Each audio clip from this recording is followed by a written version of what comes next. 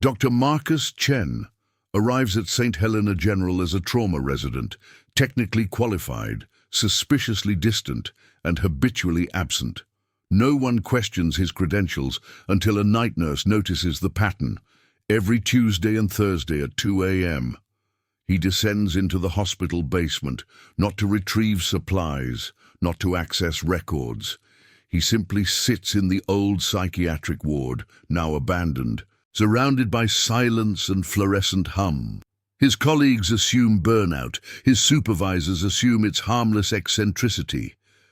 What they don't see is the tremor in his hands as he grips a metal chair, the way his eyes scan the empty beds, or how he whispers names no one living at St. Helena would recognize. He's a man conducting a private ritual in the darkness, carrying ghosts that have no place in a modern hospital's corridors. Then a call comes at 3:47 a.m., a mass casualty event, a bus collision, multiple traumas incoming. The trauma bay erupts into controlled chaos. Attending surgeons begin triage, and in that moment something shifts in Dr. Chen. The hesitation vanishes, his hands stop trembling. He moves with the precision and speed of someone who has performed this exact choreography before, not in a training simulation, but in a combat zone where hesitation meant someone died. Dr. Sarah Okonkwo, the senior resident, notices first, then Dr. James Rivera. Then the nurses. The quiet man from the basement becomes something else entirely, a surgeon operating on muscle memory, calling out orders with the authority of someone who has made life and death decisions when there was no attending to defer to. By the time the last patient rolls out of the trauma bay, Dr. Chen's secret has already begun to surface. What began as routine becomes the kind of story no one in that hospital would ever forget. Because some heroes don't wear military insignia in the light, they hide it away in basements until the moment they're needed most. Chapter 1. The Pattern. That night, no one expected a simple emergency to expose the truth behind the quiet man in the corner. What began as routine became the kind of story no one in that hospital would ever forget. Before we begin, subscribe and turn on the bell, because some heroes don't wear capes, they wear scrubs. The basement of St. Helena General smelled like industrial cleaning solution and abandonment. Marcus Chen sat in a metal folding chair in what used to be the psychiatric observation ward, his hands resting on his thighs, palms up. The fluorescent lights hummed a single, endless note. The sound of a building trying to forget what it used to be. It was 2:13 a.m. on a Tuesday. The ward had closed 7 years ago, folded into the newer psychiatric unit on the 3rd floor. Down here, the beds remained, stripped of sheets, their metal frames catching the overhead light like bones. The observation window, thick and reinforced, still had the wire mesh embedded in it. He stared at that window for exactly 20 minutes. Never blinking, barely breathing. Dr. Sarah Okonkwo had asked him once during a night shift why he bothered coming to a hospital basement at 2 a.m. when he wasn't on call. He'd said he needed quiet to think. She'd accepted it without pressing further. That was the culture of exhausted residents.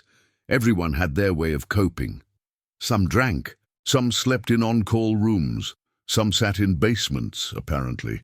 What Sarah didn't know was that Marcus wasn't thinking about hospital cases down here. He was remembering faces. Lieutenant Derek Soto, field medic, died from an infection that should have been prevented. They'd run out of antibiotics for 3 hours, and by the time resupply came, sepsis had already claimed him. Marcus had watched Derek's eyes lose focus, had felt for a pulse that stopped answering, and had written the time of death on a field report nobody read. Sergeant Yasmin al-Rashid, shrapnel wound to the femoral artery, exsanguinated in the aid station because the nearest surgical unit was 8 kilometers away. Marcus had applied pressure for 42 minutes before her hand went limp. He still remembered the exact temperature of her blood. Captain James Jim Morrison, who asked for his daughter before slipping into shock. Marcus never found out if Jim made it home after evacuation. He'd seen the manifest log, but never the follow-up report. That uncertainty was its own kind of haunting. The basement ward was where Marcus came to speak their names. Not loudly, just enough to hear them exist again, somewhere outside of his memory. He sat in the abandoned psychiatric ward because it felt appropriate, a place where trauma lived, where minds fractured under impossible weight. He belonged here as much as any patient ever had. At 2:33 a.m., he stood, refolded the chair, and walked back upstairs. His shift in the trauma department started at 6 a.m. He had 3 hours to sleep, though sleep rarely came. What came instead was the habit of lying in his apartment, eyes fixed on the ceiling, waiting for his hands to stop shaking enough to hold a scalpel. By the time morning broke over St. Helena, Dr. Marcus Chen had composed himself into the version of Marcus people could work with. Competent, quiet, professional. A resident who volunteered for the graveyard shifts, who never complained, who somehow managed to stay calm when other residents panicked. Nobody saw the basement version. Nobody knew that the steady hands in the trauma bay belonged to a man who had been shaking in an abandoned psychiatric ward 6 hours earlier, speaking names to the fluorescent light. That Tuesday was ordinary. The next 4 days passed without incident, but the following Thursday, the pattern resumed. Down to the basement, the metal chair, the faces, the names, the 20 minutes of absolute silence, interrupted only by the hum of lights and the distant pulse of a hospital, still trying to save lives. The night nurse, Delia Morrison, no relation to Jim, noticed on the third Thursday. She'd gone down to retrieve archived patient charts and had almost tripped over Marcus, sitting motionless in the dark. She'd apologized. He'd nodded, stood, and left without explanation. That was when she began to understand that the basement visits weren't random. They were scheduled, ritualized. Something about this man was broken in a way that required him to sit in the dark every 72 hours, like a medication he couldn't skip. Neither of them knew that in 4 weeks, that ritual would be interrupted by an emergency that would force Marcus to reveal exactly what kind of breaking had occurred and exactly how deep the fractures went. For now, he was just the quiet resident from trauma, and nobody, not even his attending surgeons, suspected that the steadiest hands in the hospital had trained under fire, in circumstances no medical school could ever simulate. Chapter 2. The Foundation. Marcus had graduated from medical school top 5% in his class. Orthopedic surgery had seemed like his trajectory. Clean injuries, structured outcomes. The kind of medicine where you could measure success in healed bones and restored function. His first-year mentor, Dr. Richard Castellano, had written letters of recommendation that read like hymns. The future was mapped. Competitive residency, fellowship abroad, eventually a chair in some prestigious department. Then came the notice in the mail, addressed to Dr. M. Chen, and everything about the neat trajectory crumbled. The Army Medical Corps had placed him in the Reserve Officer Training Corps database during his final year of medical school. He'd done the paperwork reflexively years ago, before he'd understood what it meant. The activation orders were technically voluntary. He could have refused. But there was a quality to the letter. A tone that suggested refusal came with professional and contractual consequences. So at 26 years old, freshly licensed and full of the kind of ambition that only the young possess, Marcus Chen became Captain Marcus Chen, deployed to a forward surgical team in a region where the only patients admitted were casualties of active conflict. The first casualty walked in on his 3rd day. A coalition soldier, gut wound, expecting to die because the previous trauma surgeon had told him he probably would. Marcus saw a patient who wasn't dead yet and started working. 16 hours later, the soldier was stable enough to evacuate. His name was Private Thomas Riley. Marcus would never know if Riley survived the transport home. After that, The casualties stopped having the luxury of expecting to die. They arrived at the aid station because rumors had spread that there was a new surgeon who didn't accept futility as a diagnosis. Marcus began to understand something that medical school never taught, that trauma surgery in a combat zone wasn't about the textbook. It was about improvisation, desperation, and the willingness to operate without answers because the alternative was burying someone who might have survived if you'd tried. He learned to suture with hands that trembled from exhaustion and adrenaline. He learned to make decisions with incomplete information and live with the consequences. He learned that sometimes the patients who made it through survived only because you refused to stop working on them, refused to move on to the salvageable ones, refused to triage them into the category of acceptable losses. He also learned that nobody who hadn't been there could understand what it felt like to close your eyes at night and see the faces of the ones you couldn't save, stacked like a deck of cards in your memory. The deployment lasted 14 months. He came home and tried to re-enter civilian medicine the way a man tries to re-enter a life he lived before an earthquake. Everything looked the same. Everything felt different. His mentor, Dr. Castellano, offered him a position in the orthopedic department. It was generous. It was meant to be a lifeline back to normalcy. Marcus accepted and immediately understood that he couldn't function there. The work felt hollow, tidy. The kind of medicine practiced by people who had never held someone's hand while the blood drained out faster than saline could replace it. After 6 months of miserable silence in the orthopedic unit, he'd transferred to trauma. It made sense in a way that orthopedics didn't. The chaos, the unpredictability, the need for speed and decision-making under pressure, these were the conditions he'd actually been trained for, even if his official training had called it something else. His attendings noticed that he was good, exceptionally good, the kind of resident who didn't panic when things decompensated, who seemed to anticipate complications before they became full crises, who could operate on 4 hours of sleep and make fewer mistakes than residents on full rest.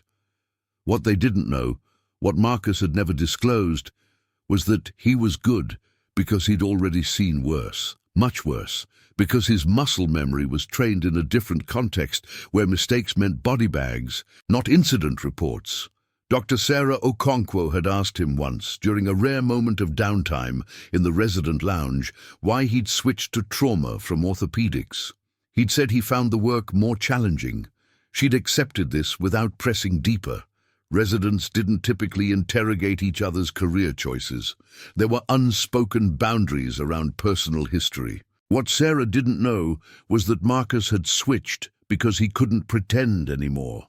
Couldn't sit in an operating room discussing the optimal angle for a knee replacement while something inside him screamed for the chaos of hemorrhage control, for the clarity of life and death decisions made in real time, for work that mattered with the intensity that only survival can demand. So he'd come to St. Helena General, a mid-sized trauma center in a mid-sized city, and had begun the long process of building a container for everything he couldn't say. The basement visit started in his 2nd month, a place to put the pressure valve, to let out steam in a space where no one would see it. Every Tuesday and Thursday at 2 a.m., he descended into the quiet and spoke names. Nobody understood why. He didn't expect them to. Chapter 3. The Call. The trauma alert came through at 3:47 a.m. on a Wednesday in November. Motor vehicle collision, downtown corridor, multiple victims, ETA 12 minutes. All trauma surgeons and residents were to report to the trauma bay immediately. Code activation. Full team. Marcus had been asleep, the thin, surface-level sleep of an on-call resident, the kind where your nervous system never fully releases. He was up and moving before his conscious mind caught up with the alert. Scrubs, running shoes, the muscle memory of responding to an emergency without hesitation. By the time he reached the trauma bay, Dr. James Rivera, the attending surgeon, was already coordinating triage with the charge nurse. Sarah Okonkwo was pulling on sterile gloves. 2 residents and 4 trauma nurses were positioning equipment, calling out vitals on imaginary patients, running through the choreography of controlled chaos. "Chen, you're on secondary assessment," Rivera called out. "First patient incoming in 90 seconds. The bay doors opened. The first casualty was a woman in her 50s, conscious but pale, breathing rapidly. Suspected chest trauma, possible rib fractures, stable vitals for now. Marcus moved into position, already running his hands over her ribs, assessing, palpating, feeling for the crepitus that would indicate a pneumothorax. His hands were steady, his mind was clear. "Chest X-ray stat," he called out, his voice carrying the weight of someone accustomed to being obeyed. "Get an IV line, 2 large-bore CBC and type and cross. Prepare for possible chest tube." Sarah looked at him sharply. They'd worked together for 8 months. She'd never heard him use that tone. It was the tone of someone giving orders, not following them. The tone of an attending, not a resident. Before she could process this, the doors opened again. Second patient. Male, 30s. Severe abdominal trauma, distended abdomen, signs of internal bleeding, blood pressure dropping. Immediate surgical case. This one couldn't wait for imaging or debate. This one needed a surgeon to make a decision and commit to it now. Marcus was already moving before Rivera could assign him. He positioned himself at the patient's bedside, hands moving with automatic precision, feeling the abdomen, assessing the damage, running the calculus of what could be salvaged and what was time-critical. His fingers found the spleen, felt the rupture, moved to the liver, assessed damage, ran through the algorithm of priorities and triage. "Prep for laparotomy," he said, his voice steady, his hands already reaching for the scrub cart. "Type O, negative hanging. Ortho staff on standby. Get him up to surgery now. I'll accompany." Rivera was staring at him. Sarah had stopped mid-task, watching this transformation happen in real time. "Chen, you're a resident," Rivera started. "I'm aware," Marcus said, already moving toward the surgical suite. "But this patient doesn't have time for hierarchy." For a moment there was a pause. The kind of pause where the normal rules of medicine might have asserted themselves. The attending staying in charge, the resident deferring, the structure holding. Then Rivera saw something in Marcus's eyes that short-circuited that entire protocol. "Go," Rivera said. "I'll manage secondary cases. Call me if you need backup." Marcus didn't respond. He was already moving with a focus that had nothing to do with training rotations or residency requirements. He was operating from a place deeper than credentials, from the part of him that had already done this 1,000 times in a context where failure meant an empty body bag. Sarah watched him disappear into the surgical suite, still holding her sterile gloves, understanding suddenly that the quiet resident from trauma was something she'd never suspected. The question wasn't what he was doing in the basement at 2 a.m. The question was who he actually was. Comment where you're watching from. Let's see how far the stories of real courage and silent sacrifice can travel. Chapter 4. The Surgery. The operating room at St. Helena General was state-of-the-art compared to what Marcus had worked with in the forward surgical team. Clean, controlled, bright enough to see every layer of tissue without squinting. He stood before the open abdomen of a man bleeding internally, and for a moment, just one moment, he allowed himself to feel the difference between then and now. Then he pushed that moment aside and began. The spleen was damaged beyond saving. He moved with the efficiency of someone who had already made this decision 100 times. 23 minutes to remove it, minimal bleeding, no unnecessary dissection. The liver had a laceration across the right lobe. Here, Marcus slowed down. This was the decision point. Salvageable meant repair. The alternative meant losing functional tissue the patient would need later. He'd learned in combat that the human body was more resilient than surgeons sometimes believed, but only if you treated its integrity with respect. He repaired the laceration, careful work, precise suturing, already thinking 3 steps ahead to bleeding complications or infection risk. The entire time, his hands weren't shaking. His breathing was even. His mind was running pure algorithms: anatomy, physiology, consequence, decision. Nothing else existed but the problem in front of him and the solution taking shape beneath his hands. The anesthesiologist, Dr. Patricia Wong, spoke quietly from the head of the table. Vitals holding steady. Good perfusion. Marcus didn't respond. He didn't need to. They were in the rhythm now, the synchronization that happened when a surgical team understood each other's movements. He checked for other injuries.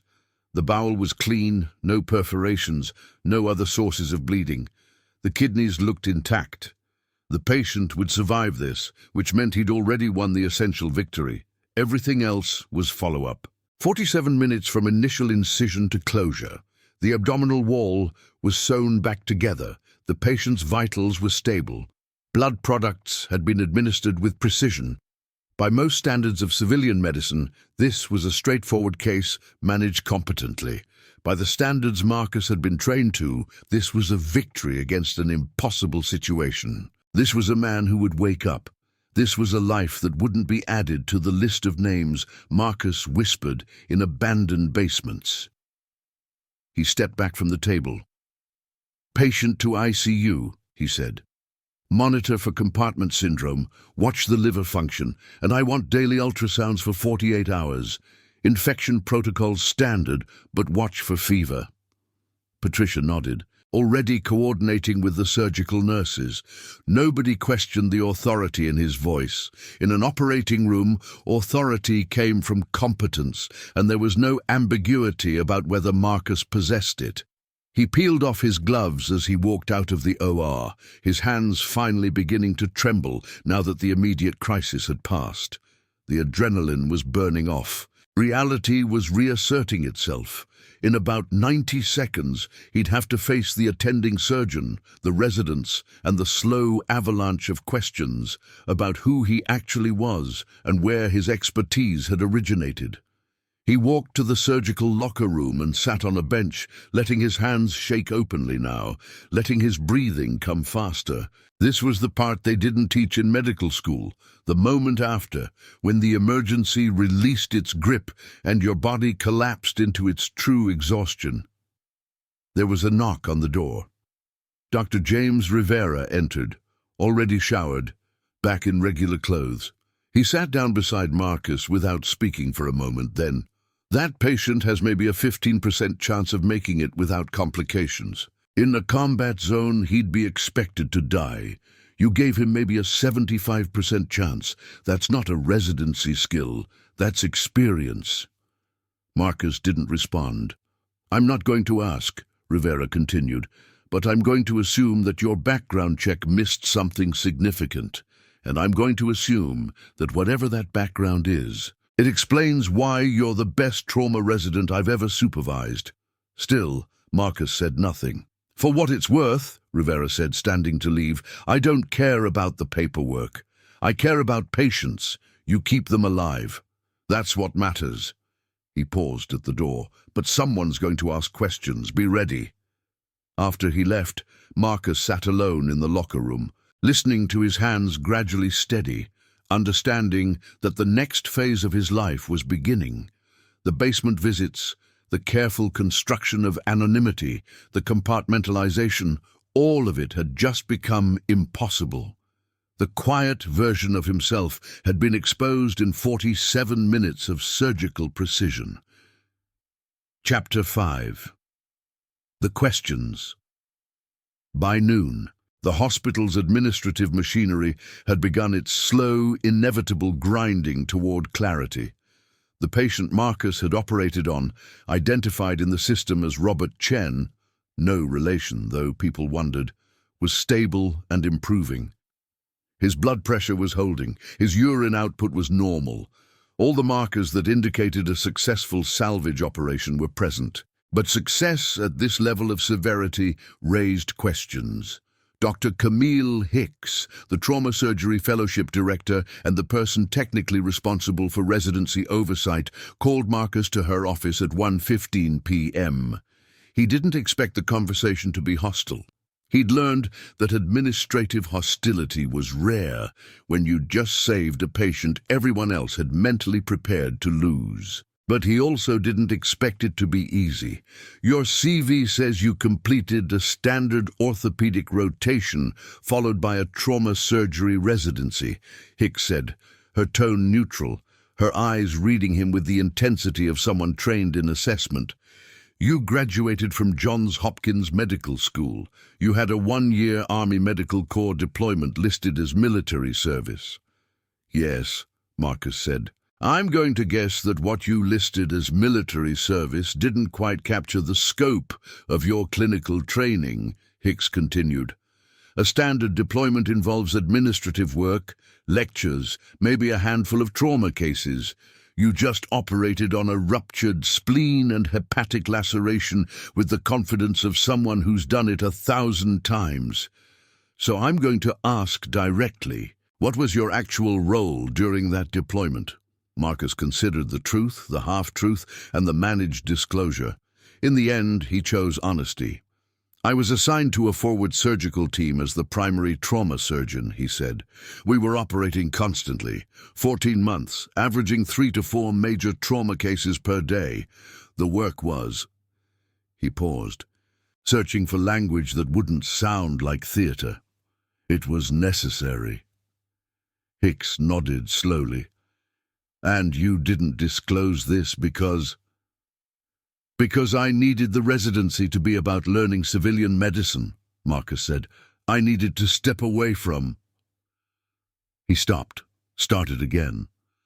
I needed the work to mean something different for a while. But it meant the same thing, Hicks observed. You got to a trauma bay and fell back into combat patterns. Yes. Hicks was quiet for a long moment.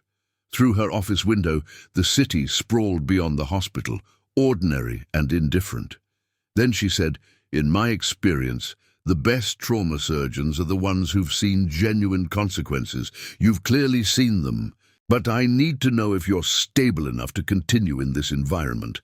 Combat deployment trauma is serious. It requires management. I'm managing, Marcus said, by sitting in abandoned psychiatric wards at 2 a.m., Hicks asked quietly. He looked up sharply. She held his gaze. The night nurses talk, she explained, not maliciously, but patterns get noticed. And when a brilliant resident is operating in ways that suggest deep trauma, and then is discovered sitting in our decommissioned mental health unit in the middle of the night, the reasonable person wonders if there's a bigger picture. Marcus said nothing because there wasn't a comfortable way to explain that the basement was the only place he could let the pressure valve open without frightening people, that it was functional, not pathological, that the shaking and the names and the ritual silence were his way of managing something that couldn't be managed any other way. I'm not going to recommend termination, Hicks said finally. Your surgical skill is exceptional, and that patient needed exceptional skill. But I am going to recommend that you connect with our occupational health services. They have a therapist trained in trauma and PTSD, not a suggestion, Chen, a requirement. Marcus nodded, because refusal would have ended the conversation very differently. You're also going to talk to Dr.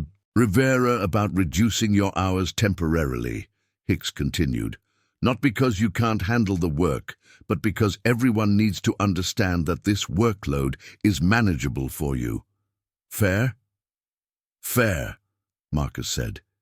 He left her office understanding that his carefully constructed privacy had just been dismantled in ways both gentle and inevitable. Within the week, people would know. Not the full story, that would take longer, but enough to change how they looked at him. The quiet resident would become the combat surgeon. The mystery would become explanation. In the hallway outside Hicks's office, Sarah Okonkwo was waiting. "Hey," she said, "I need to ask you something." "I'm not going to lie to you," Marcus said. "Good," Sarah replied, "because what I want to ask is whether you'd be willing to teach a case study on abdominal trauma. Not in any formal sense, just, I watched what you did last night, and I've never seen surgery approached that way. I want to understand the logic." Marcus felt something settle in his chest. Not relief. Relief was premature, but something like recognition. Sarah wasn't interested in his history or his secrets. She was interested in what he knew. "I'll teach you," he said, "if you really want to learn." "I do," Sarah said. "Actually, I think everyone does. Word travels. People know something happened last night that wasn't standard residency training." "They will," Marcus agreed, "soon enough." Chapter 6. The Testimony. The therapist assigned to Marcus, Dr. Eleanor Voss, had a small office in the occupational health building with windows facing the hospital's older wing.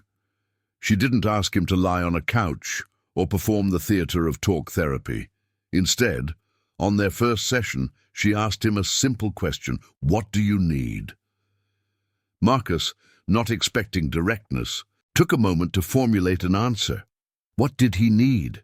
To not wake up seeing faces, to not have his hands shake until he'd performed surgery, to somehow reconcile the version of himself that could save lives with the version of himself that dreamed about the ones he couldn't save. "I need to stop feeling guilty," he said finally, "for surviving, for being competent when other people weren't in the same situations."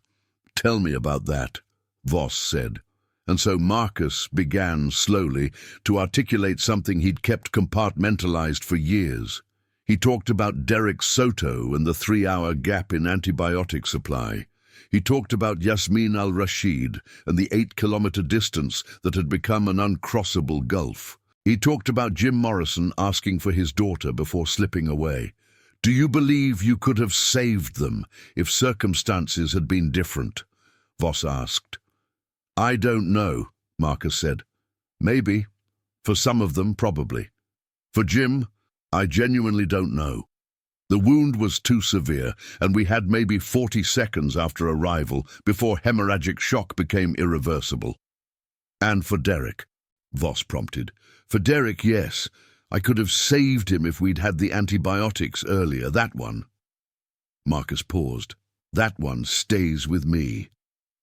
"Because you could have saved him and didn't," Voss said. "Not because you were incompetent, but because the system failed." "Yes, and now you're saving people in a system that works better," Voss said. "Last night, you saved a man who would have died 20 years ago without ICU support, antibiotics, blood products, and the kind of surgical precision you were trained to provide. Do you see the difference? I save one, and the guilt doesn't decrease," Marcus said. "It just adds to the list of names I remember." "Of course it does," Voss said, "because guilt isn't solved by successfully operating. Guilt is a moral weight, and saving people doesn't erase the ones you couldn't save. But what it does do is give you a context where your skill means something, where it matters, where you're not sitting in the dark waiting for the next casualty to arrive." Over the following weeks, Marcus began to understand something fundamental. The basement visits were his way of honoring the dead, not hiding from them. They were ritual, yes, but ritual as a form of remembrance. Speaking names in the dark was his way of saying they had mattered, that they hadn't just disappeared into a system that moved on to the next casualty. And now, in the civilian hospital, he had the chance to give that honoring a different form. He could take the skill that had been forged in survival and use it to extend the lives of people like Robert Chen, whose abdominal trauma might have been fatal in any era before modern medicine and Marcus's training had converged. Voss asked him to continue the basement visits, not as a symptom to be treated, but as a ritual to be acknowledged. "The silence matters," she said. "The names matter. Let that continue, but also let the other part continue, the part that saves lives in daylight. Both are necessary. If this story has already moved you, hit the like button. It helps more people discover stories of compassion and duty.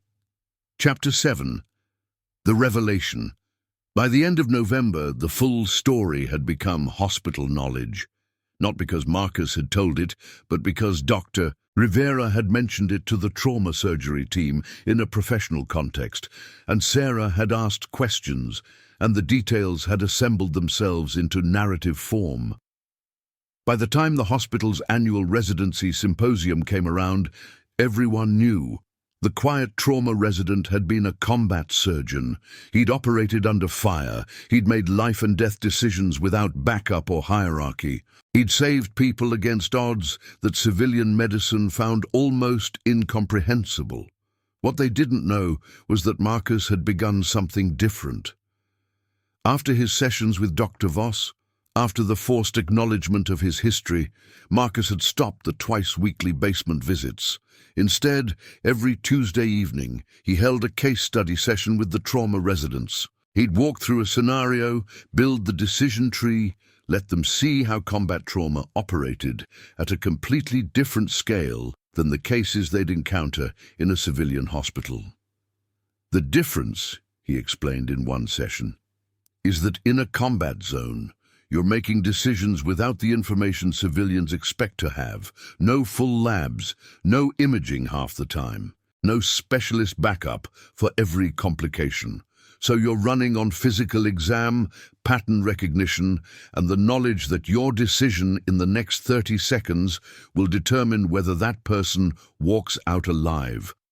How do you live with the uncertainty? One of the fourth-year residents asked. You don't, Marcus said simply. You live with the certainty of what you have, and you accept that certainty is almost always incomplete, but incomplete certainty is still better than paralysis. He didn't speak about the basement visits. He didn't elaborate on the names or the ritual. But in the way he described the decision-making process, precise, urgent, human, the residents understood that he was describing something that had formed him. Then, in early December, Robert Chen was discharged from St. Helena General. He'd recovered better than anyone had predicted. The repair to his liver was holding. His spleen removal had been managed without complications. He was walking, eating solid food, already talking about physical therapy for when he got home. He asked to meet the surgeon who'd operated on him. They sat in a consultation room, the patient and the doctor, and Marcus heard something he hadn't expected to hear. I was supposed to die, Robert Chen said. He wasn't young, maybe 55, and his eyes held the awareness of someone who understood the margins between survival and not. The first hospital, the one where they transported me, they told my wife I wasn't salvageable. They were getting me comfortable care, which meant painkillers while I died. Marcus said nothing. Then we learned St. Helena had a trauma center that could handle it. Robert continued. So we came here, and you operated on me, and you gave me a chance that nobody else was willing to give. He paused. I want to know. What made you willing to try when everyone else said it was impossible? Because it wasn't impossible. And Marcus said, it was difficult. There's a difference. How did you know? Robert asked. How did you know you could do it?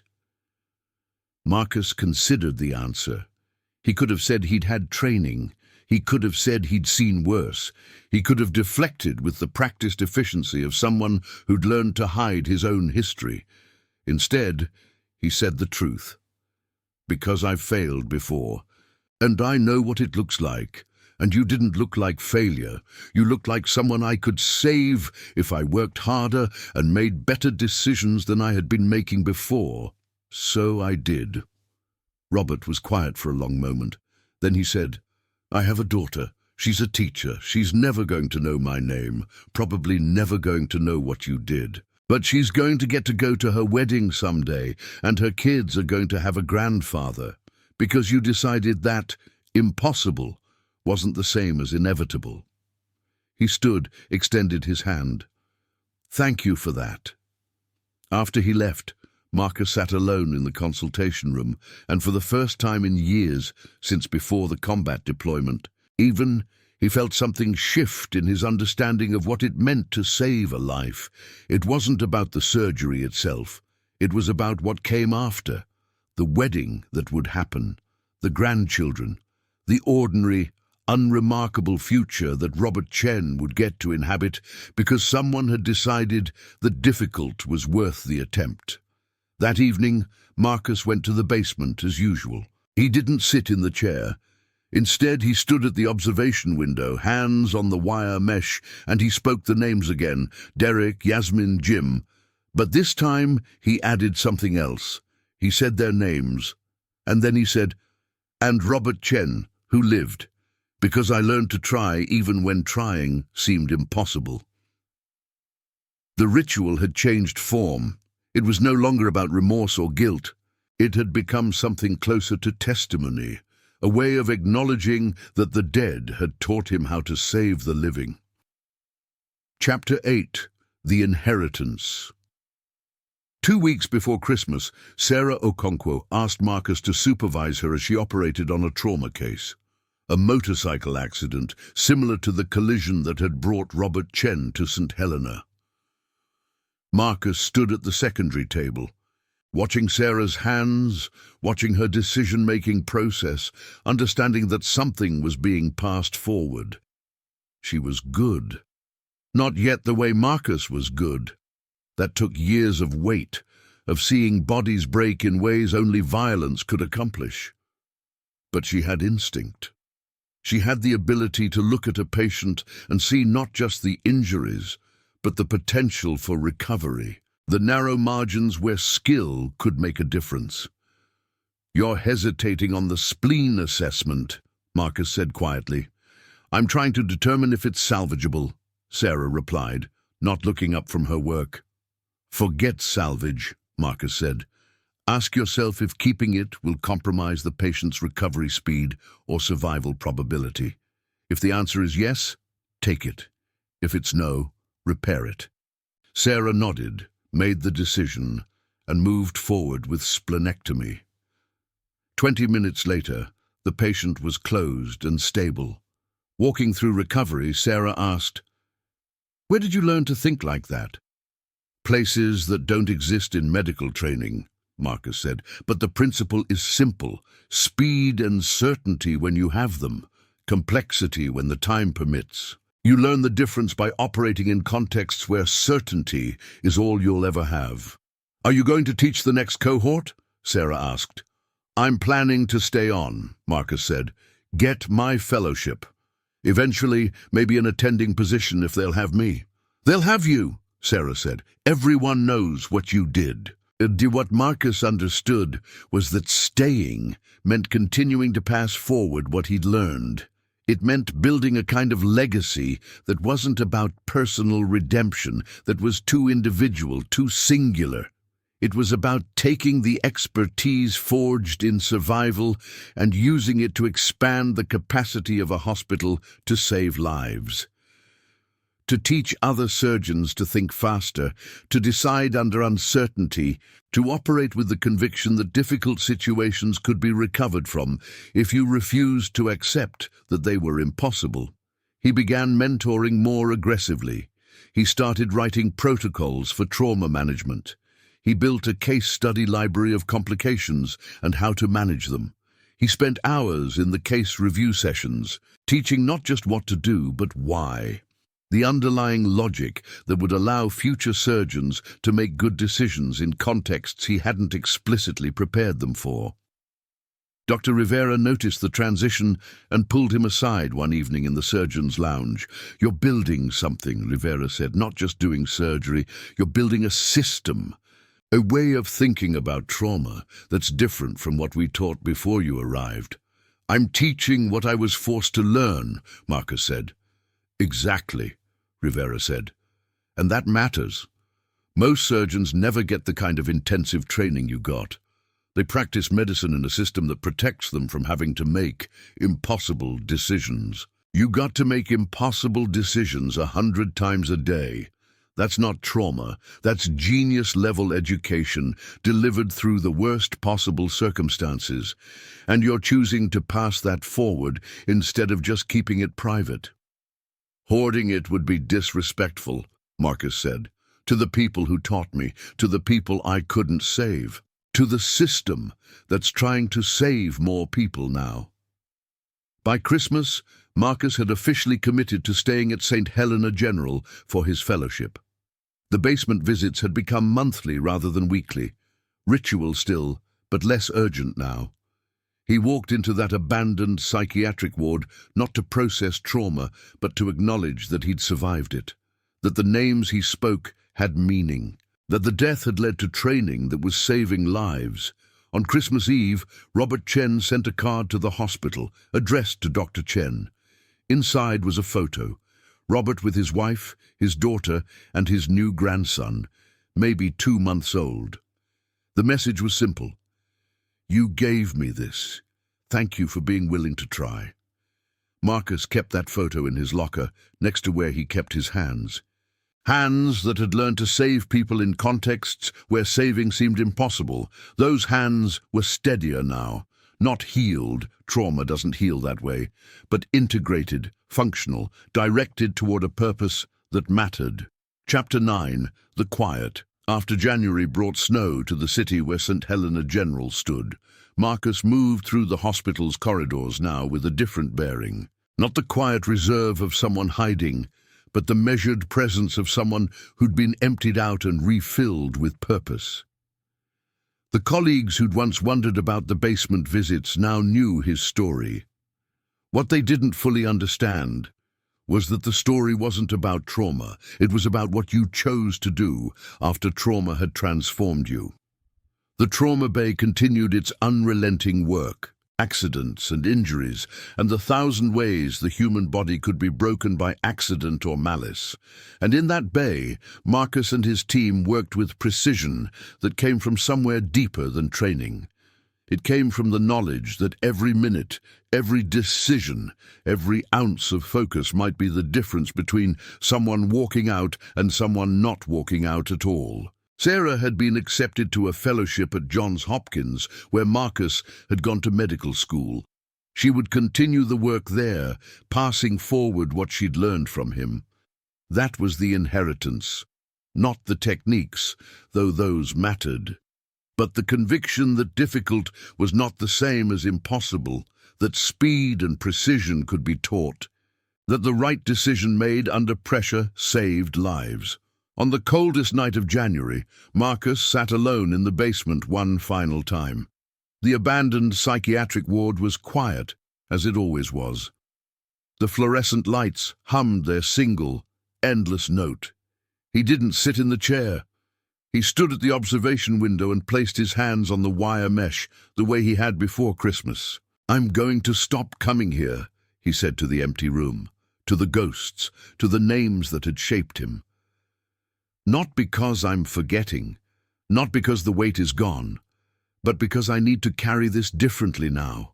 In daylight, in surgery, in teaching others, in the lives that continue, because I learned to say yes when no seemed easier. He paused, and in that pause, he felt the transformation complete. The basement had served its purpose.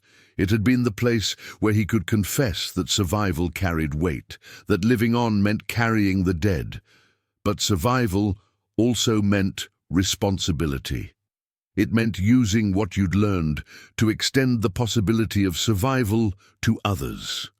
When Marcus left the basement that night, he didn't return. The ritual had ended not because trauma was resolved. It would never be fully resolved, but because it had been integrated into something larger. Every time he saved a patient, he was honoring the ones he'd lost. Every time he taught another surgeon, he was passing forward the knowledge that had been paid for in loss and fear and impossible choices. Weeks later, in February, Dr. Hicks called him to her office again. This time the tone was different. "We're going to formally offer you a trauma surgery fellowship," she said. "Not standard. You didn't go through the match process, but your training is already equivalent to most post-residency fellows, and your impact on this hospital's trauma program in 3 months has been remarkable." She slid a contract across her desk, interested. Marcus looked at the contract at the beginning of the next chapter of his career, and he said yes. Not because it fixed anything, not because it erased the basement or the names or the weight of survival that would never fully lift, but because saying yes meant continuing to build something that mattered. It meant taking the expertise forged in the worst possible circumstances and using it to extend life. It meant that Derek's death and Yasmin's death and Jim's death had led to training that would allow future surgeons to say yes to difficult cases with the conviction that impossible was not inevitable. That evening, the trauma bay received another critical case. A young man, stab wound, massive hemorrhage, the kind of injury that previous generations of surgeons would have triaged as expectant. Marcus stood in the OR, hands steady, mind clear, the full weight of his training organized into decisive action. 2 hours later, the patient was closed, stable, alive. Afterward, Marcus stood at the scrub sink, watching the blood wash away, and he found himself almost smiling. Not because the case had gone well, though it had, but because this was what survival meant. Not escape, not forgetting, but continuation, the ongoing choice to take everything that had broken you and rebuild it into something that could save others.